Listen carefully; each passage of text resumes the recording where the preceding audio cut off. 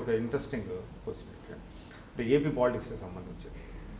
అంటే మీరేం చెప్తారంటే మీ జీవీఎల్ నరసింహారావు గారు వీళ్ళంతా మేము త్వరలోనే టీడీపీగా చుక్కలు చూపిస్తాం అనేటువంటిది అన్నారు. ఆయన స్టేట్మెంట్ ఇచ్చి కూడా దాదాపు 4 రోజులు దాటింది. అంటే ప్రజలందరూ ఏమనుకున్నారంటే ఏదో జరిగిపోతున్నది, ఆయన మీద ఈడీ కేసులో లేకపోతే సిబిఐ కేసులో ఏదో జరుగుతుంది అనేటువంటిది అన్నారు. అంటే ఇది ఆపరేషన్ గరుడ అనేటువంటిది ఏదో జరుగుతుంది అనేటువంటిది కొంతమంది చెప్పారు, శివాజీ లాంటి యాక్టర్స్ కొంతమంది. అయితే ఇన్ రివర్స్లో అసలు టీడీపీ వాళ్ళు ఇవాళ మేము పెద్ద స్కామ్ను బయటకు తీసుకుపోతున్నాం అనేటువంటిది చెప్తున్నారు. అంటే ఎవరు డిఫెన్స్లో పడ్డారు? ఇది అంటే ప్రజలకి అర్థం కానిటువంటి విషయం. అంటే కేంద్రం దగ్గర అన్నీ ఉన్నాయి, చిట్టా చంద్రబాబు గారి చిట్టా అని కొంతమంది చెబుతుంటే అసలు కేంద్రం చిట్టానే మా చేతుల్లో ఉందని తెలుగుదేశం వాళ్ళు అంటున్నారు.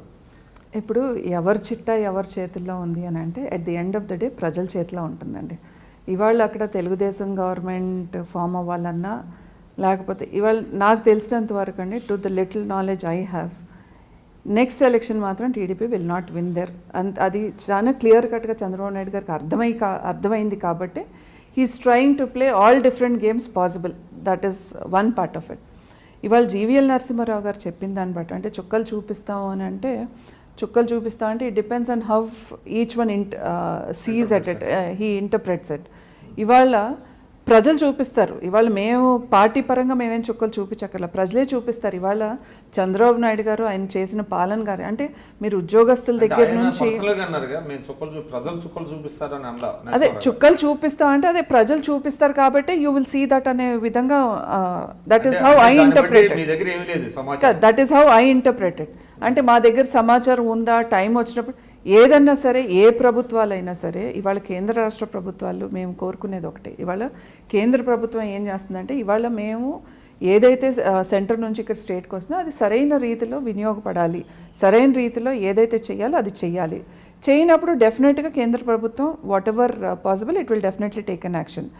కానీ అంటే మీరు పంపించండి, మీరు నన్ను అడగకూడదు, మీరు నన్ను ఏం చేయకూడదు, నా ఇష్టం, లేకపోతే మా పన్నులు మీకు రావు అంటే మీకు అక్కడే తెలుస్తుంది how much he respects democracy. అంటే ఇవాళ ఒక భారతదేశంలో ప్రతి రాష్ట్రం నుంచి ఫండ్స్ వెళ్తాయి, ట్యాక్సెస్ వెళ్తాయి సెంట్రల్ గవర్నమెంట్కి.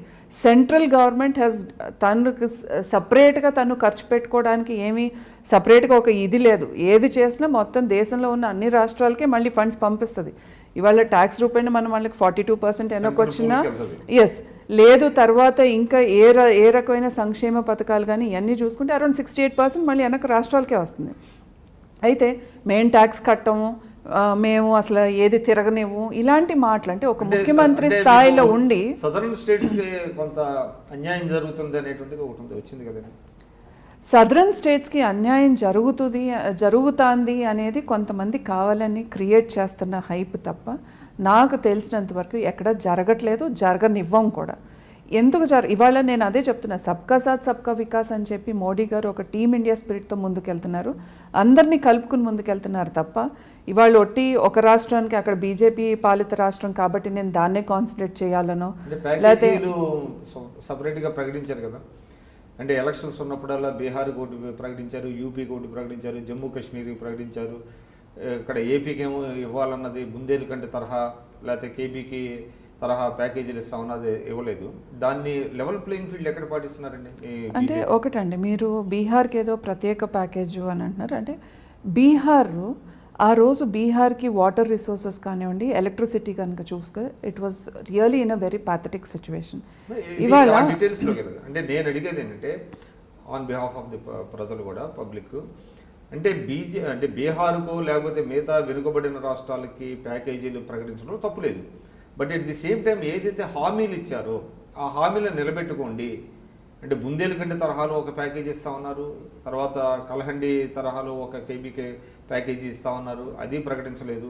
అందువల్ల ప్రజల్లో ఏమొచ్చిందంటే ఒక లెవెల్ ప్లేయింగ్ ఫీల్డ్ వీళ్ళు రాష్ట్రాల మధ్య పాటించడం లేదు బీజేపీ. దానివల్లనే ఇవాళ కేంద్ర పెత్తనం ఎక్కువైంది. నిన్న కూడా మన నీతి ఆయోగ్లో చూసాము, మమతా బెనర్జీ గారి కాకుండా మిగతా ముఖ్యమంత్రులు కొంతమంది చాలా స్పష్టంగా చెప్పారు. అంటే కేంద్ర పెత్తనం ఎక్కువైంది, చాలా ఆర్బిటరీగా బిహేవ్ చేస్తున్నారు, వివిధ రాష్ట్రాలకు ఎక్కువ ఇస్తున్నారు, కొన్ని రాష్ట్రాలని పనిష్ చేస్తున్నారు అనేటువంటి ఇది చాలా లేవనెత్తారు అక్కడ. అంటే ఒక్క విషయం చెప్తాను, ఇవాళ కేంద్ర ప్రభుత్వం ఏదో కొన్ని రాష్ట్రాలను పనిష్ చేస్తుంది,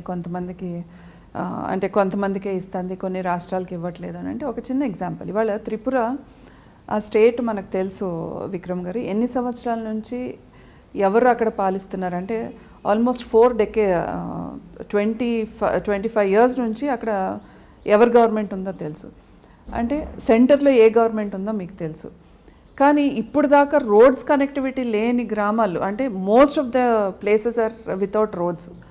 మరి దాన్ని ఏమనాలి అంటే వాళ్ళకి ఫండ్స్ రాకనా ఏం చేస్తున్నారు? మరి ఆ రోజు కాంగ్రెస్ ఏం చేసింది, మరి ఈ స్టేట్ గవర్నమెంట్ ఏం చేసింది? చివరికి మాణిక్ సర్కార్ గారు ఉన్న ప్లేసు, ఆయన ఎక్కడి నుంచి అయితే ప్రాతినిధ్యం వహిస్తున్నారు, ఆయన కాన్స్టిట్యున్సీ మీరు వెళ్ళి చూస్తే చాలా దారుణంగా ఉంది. అంటే నేను అనేది ఒక సీఎంగా మీరు అక్కడ 20 సంవత్సరాల నుంచి మీ కాన్స్టిట్యున్సీని మీరు పట్టించుకోలేదు. అంటే అక్కడ ఫండ్స్ సెంటర్ నుంచి వస్తున్నాయా లేదా అనేది మీరు ఎక్కడ పట్టించుకోవట్లేదు. ఇవాళ సడన్గా అంటే ఇవాళ మనం సౌత్కి వచ్చేపాటికి సౌత్కి డెఫినెట్గా షేర్ ఆఫ్ ఫండ్స్ వస్తూనే ఉన్నాయి. మీరు ప్రతిదీ కంపేర్ చేస్తున్నారు. ఓకే, నార్త్కి ఇక్కడ ఈ స్టేట్కి ఇంత వస్తుంది, ఆ స్టేట్కి ఇంత వస్తుంది, బట్ మన షేర్ మనకి డెఫినెట్గా వస్తుంది. మీరు అన్నట్టు ఏదైతే ప్యాకేజెస్ ఉన్నాయి, ఇవాళ స్పెషల్ ప్యాకేజెస్ ఏదైతే మనకి చెప్పారో, స్పెషల్ ప్యాకేజ్ ఇస్తాము మేము ఆంధ్రప్రదేశ్కి అనేది డెఫినెట్గా ఇస్తాము. అంటే దానికి స్పెషల్ స్టేటస్కి ఏదైతే వస్తుందో అదే విధంగా స్పెషల్ ప్యాకేజ్ వచ్చే విధంగా మేము చేస్తాం. అంటే ఒక టర్మినాలజీని మారుస్తున్నాం తప్ప అన్నీ వచ్చే విధంగానే చేస్తూ ఉన్నారు. అదేవిధంగా ఇవాళ నరేంద్ర మోదీ గారు ఇచ్చిన స్టేట్మెంట్ చూసుకున్నా సరే, ఇవాళ యూనివర్సిటీస్ కానివ్వండి, రోడ్స్ కానివ్వండి, అంటే ఇన్ఫ్రాస్ట్రక్చర్ డెవలప్మెంట్కి కానివ్వండి, పోర్ట్స్ కానివ్వండి, అన్ని రకాలుగా కూడా కేంద్ర ప్రభుత్వం కట్టుబడే ఉంది. ఆ దిశగానే ముందుకెళ్తాను. అంతేగాని ఇవాళ సదర్న్ స్టేట్స్ను ఒక రకంగా, నార్దర్న్ స్టేట్స్ను ఒక రకంగా, మరి ఇవాళ కాంగ్రెస్ ఏ పార్టీ, కాంగ్రెస్ వాళ్ళు అంతా సదర్న్ నుంచి ఉన్నారా? అందరూ కాదు కదా, వాళ్ళు కూడా నార్త్ నుంచి ఉన్నారు, అన్ని స్టేట్స్ వాళ్ళు ఉన్నారు. మరి వాళ్ళు మీరు కాంగ్రెస్తో ఏ కాంగ్రెస్ అయితే మనకు అన్యాయం చేసిందో అని మీరు అంటున్నారు, మరి అదే కాంగ్రెస్కి ఓటేయండి అని మీరు కర్ణాటకకి వెళ్ళి ఎలా చెప్పారు, అదే కాంగ్రెస్తో చట్టపట్టాలు వేసుకుని ఎలా తిరిగారు, వీటన్నిటి చంద్రబాబు నాయుడు గారే సమాధానం చెప్పాలి. ఇవాళ బీజేపీ పరంగా as a BJP spokes person కానివ్వండి, లేకపోతే ఒక కార్యకర్తగా, బీజేపీ కార్యకర్తగా నేను చెప్పేదల్లా ఒకటే, ఇవాళ టైం బీయింగ్ అంటే మనకు అబద్ధం చాలా ఫాస్ట్గా వెళ్తుంది, ప్రపంచం చుట్టూ వచ్చేస్తుంది. నిజం గడప దాటేలోపు అబద్ధం ప్రపంచం అంతా చుట్టూ వస్తుంది అంటారు. సో ఎప్పటికైనా సరే అంటే కొంత టైం పట్టొచ్చు కానీ ప్రజలకి నిజం తెలియటానికి. కానీ డెఫినెట్గా ఇవాళ ఆంధ్రాలో ప్రజలు డెఫినెట్గా తెలుసుకుంటారు నిజాలు ఏంటి అనేది. డెఫినెట్గా truth will definitely come up. And ఎవరు దోషి అనేది ప్రజలే నిర్ణయిస్తారు. అది చంద్రబాబు నాయుడు గారా లేకపోతే బీజేపీ పార్టీ అనేది డెఫినెట్గా ప్రజలే తీర్పిస్తారు. మీరు చూస్తున్నారు ఐ డ్రీమ్ న్యూస్ని. మీరు చూస్తున్నది ఐ డ్రీమ్ న్యూస్. అంటే కళలని నిజం చేస్తూ ప్రజలకి నిజాలని కళల ద్వారా తీసుకొచ్చే ఐ డ్రీమ్కి మై బెస్ట్ విషెస్. మీరు చూస్తున్నది ఐ డ్రీమ్ న్యూస్. మీరు చూస్తున్నారు I dream channel. For more videos, please subscribe I Dream. మరిన్ని వీడియోల కోసం ఐ డ్రీమ్ని సబ్స్క్రైబ్ చేయండి. Please subscribe I dream. And I'm very much satisfied with the way interview went on. Kindly subscribe to I Dream. For more videos, subscribe to iDream. And loads of fun entertainment and content. Do watch iDream.